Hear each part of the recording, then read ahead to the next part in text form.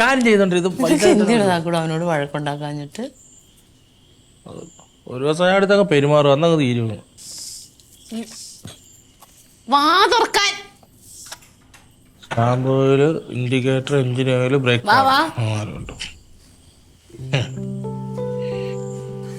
കുളിച്ചിട്ടാണോ കഴിക്കുന്നുള്ളൂ? മേല് കഴിയണം. എന്താ മുഖം വല്ലാതിരിക്കണേ? പണിയുണ്ടായിരുന്നു, അലച്ചിലുണ്ടായിരുന്നു കുറച്ചേ. എന്തായി അമ്മാവന്റെ ശരിയായോ ആ ചെറുക്കന്റെ മധുവിന്റെ? അത് നടക്കൂല. അവൻ വേറെ ജോലിക്ക് പോയിന്നേ.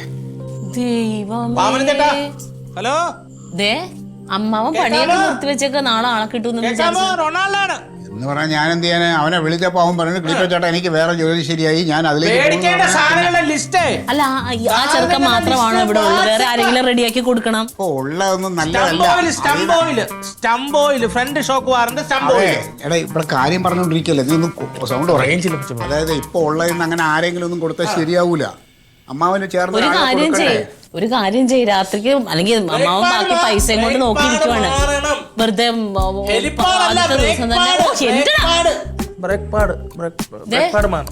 തങ്ക നീ പറയണ പോലെ അല്ല, രാത്രി ഉണ്ടല്ലോ ആരെങ്കിലും വിളിച്ച് ഈ ചെറുക്കൻ മാത്രമാണ് ഇവിടെ ആണുങ്ങളായിട്ടുള്ളൂ. കുറെ നേരം ആയില്ല മനുഷ്യനെ പ്രാന്തടിപ്പിക്കാനായിട്ട്. ഒരു മര്യാദയില്ല. അത് അങ്ങോട്ട് ഇന്നാലും സംസാരിക്കാം.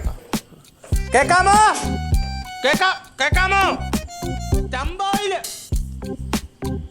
ഇപ്പൊ അവിടെ കേൾക്കണുണ്ടോ ഈ കിടന്ന് വിളിക്കുന്നത്?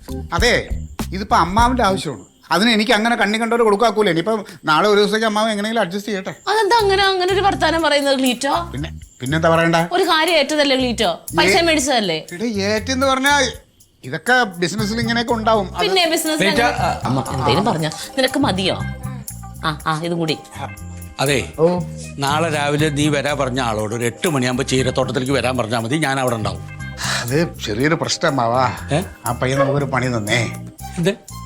അവനെ കുറിച്ച് ഞാൻ അന്വേഷിച്ചപ്പോ നമുക്ക് പറ്റിയ പയ്യൻ. അവ ഇച്ചിരി തരികിടയാണ്. നമുക്ക് കണക്ക് കാര്യങ്ങളൊക്കെ കൈകാര്യം ചെയ്യാൻ കൊള്ളൂല. ഞാൻ വേറൊരു പയ്യനെ തൽക്കാലം നോക്കാം. അത് കുഴപ്പമില്ല, നിന്റെ അടുത്ത് 100 രജിസ്ട്രേഷൻ കഴിഞ്ഞു എന്നല്ലേ പറഞ്ഞു. വേറെ ആളെ വിട്. പക്ഷെ ആ 100-ൽ ഒരെണ്ണമായിരുന്നു ഇത്. ബാക്കി 99 നമുക്ക് ചേർന്നതല്ല. എന്താ നീ പറയണേ? അമ്മാവൻ തൽക്കാലം നാളെ എങ്ങനെയെങ്കിലും ഒന്ന് മാനേജ് ചെയ്യാം. അത് കഴിഞ്ഞ് നമുക്ക് വേറെ ആളെ തരാൻ. എന്റെ ക്ലീറ്റോ, ഞാൻ ആ ഹിന്ദിക്കാരനോട് വരണ്ടെന്ന് പറഞ്ഞു. അപ്പൊ നാളെ രാവിലെ ഇനി പണിയെടുക്കാൻ എന്താ ചെയ്യാ?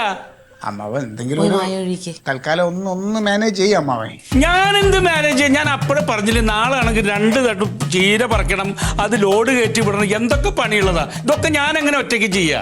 ഇതിപ്പോ എന്നെ വിശ്വസിച്ചിട്ടില്ലേ ഞാൻ അവനെ പറഞ്ഞയച്ചേ? ഇല്ലേ അവന് 2 ദിവസമെങ്കിലും കാലടി പിടിച്ച് നിർത്തിയിട്ടിരുന്നില്ലേ ഞാൻ? ഞാൻ ആളെ തരില്ല എന്ന് പറഞ്ഞിട്ടില്ല. ഞാൻ തരാം. ഞാൻ ഇപ്പൊ നാളെ എന്താ ചെയ്യണ്ടേ? നാളെ ഒന്ന് അഡ്ജസ്റ്റ് ചെയ്യും. ഇങ്ങനൊക്കെ സ്ഥാപനം പോയി മുന്നോട്ട് പോകുന്നില്ല. നീയേ തമാശ കളിക്കാൻ നിൽക്കല്ലേ. നാളെ ആളെ വിടാനുള്ള വഴി നോക്കില്ല. എന്റെ സ്വഭാവം നീ അറിയും.